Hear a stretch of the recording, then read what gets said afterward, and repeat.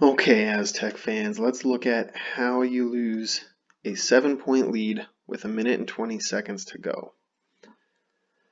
I want to point out that the Aztecs were switching 1 through 5 throughout this game. It's going to be important right here because we're going to see Nathan Mensah switch off of David Roddy and onto Isaiah Stevens out here. Now, Pulliam is down here guarding Tanji. This is just how it was because the Rams got out in transition. It's just what happened. So there's the switch. Nathan Mensah's on Stevens.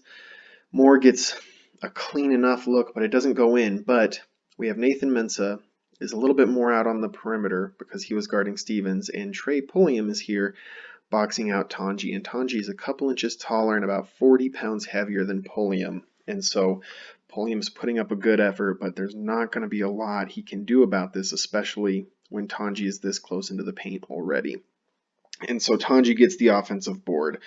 Rams not normally an offensive rebounding team, but this time they pull it off and it turns out to be crucial. Now, everybody's collapsed in the paint. Rams have a lot of shooters, so they're going to need to scramble back to guard some shooters. Mensah specifically is going to have to come out and guard Thistlewood. Shackle's going to have to come out and guard Stevens, leaving Pulliam on an island to guard Tanji.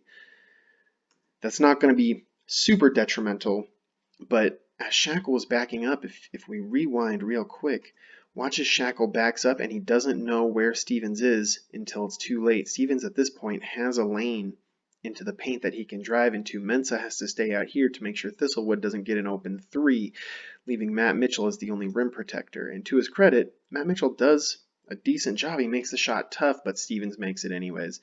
Stevens probably doesn't make this if Mensah doesn't have to switch out onto the perimeter. Nevertheless, it is what it is. Here we go. Fast forward to the inbound pass, and it doesn't show us the full inbound, but this, to me, is where the game was lost. You're up 5 with 55 seconds left. You know the Rams are going to foul if you're the Aztecs coaching staff. Gomez is one of, if not the best free throw shooters in the country. He's out here. It looks like he's open. Now, maybe he wasn't, and that's fine. Maybe he was blanketed. But he needs to be out here. Mitchell, we've also seen to be a clutch free throw shooter. He needs to be out here running around as well, and Pulliam should be the one inbounding the pass rather than Mitchell inbounding to Pulliam, because Pulliam is a solid player, but he's not the player you want shooting these free throws to ice the game. Also, Shackle's in the game somewhere. He could be out here if needed as well. His sample size on free throws isn't as big, but we know he's a good shooter, so he should be out here as well. Pulliam should be inbounding to one of those three players. It shouldn't be Mitchell inbounding into Pulliam. Pulliam gets fouled. We'll fast forward to the free throw here real quick, and we all know it gets missed. And Nathan can't quite get the rebound over the 6'5", 250-pound David Roddy. Now, once again, the Rams are in transition, and transition is dangerous in and of itself, and the Rams are really good in transition. The Aztecs are lined up okay as far as everything is concerned. Nathan Mensah, I don't like him being out here. His goal in transition should be to come back and protect the paint, especially since his guy is a non-shooting threat, generally speaking, in David Roddy. And Mensah doesn't do that, and Shackle's giving up baseline here. Normally the Aztecs try to force middle. They can force baseline because they can force either way as long as their big is back there to protect the paint, but he's not, so Shackle forces baseline, and Tanji is just too big, too strong, and he gets a layup.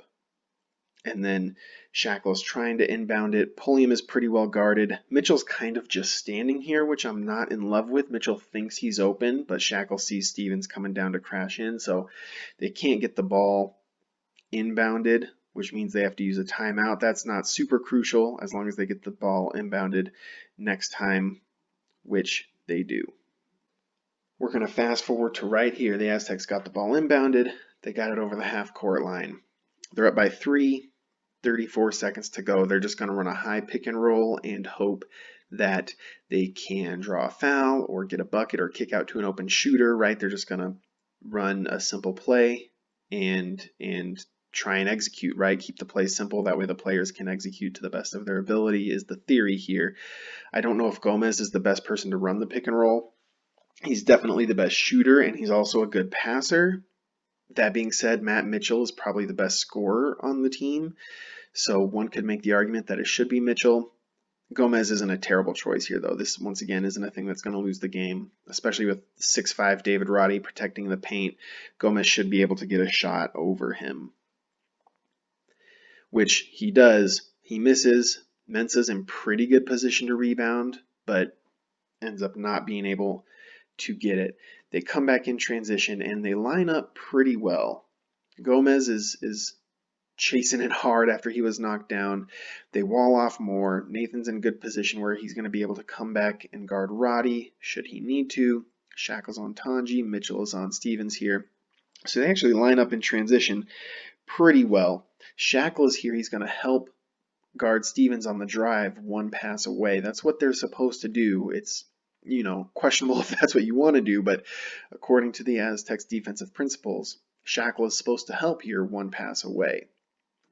The ball gets kicked out to Tanji, who's a good three-point shooter, and this is another crucial mistake because if you watch the Aztecs do this 100 times, 98 to 99 of those times, Shackle and really all the players will cross in front of the face of the shooter. So that means rather than jumping into them to try and get as close as they can to contest, they will try to run perpendicular to the shooter and try to get the hand up. So that way from here, Shackle, instead of jumping into the shooter, will jump and kind of land more in this area with his feet. That way he doesn't foul the shooter. And this time, just in the heat of the moment, the pressure of it all, Shackle wants to get as good of a contest as he can and does nick the shooter a little bit there. Tanji makes a tough shot.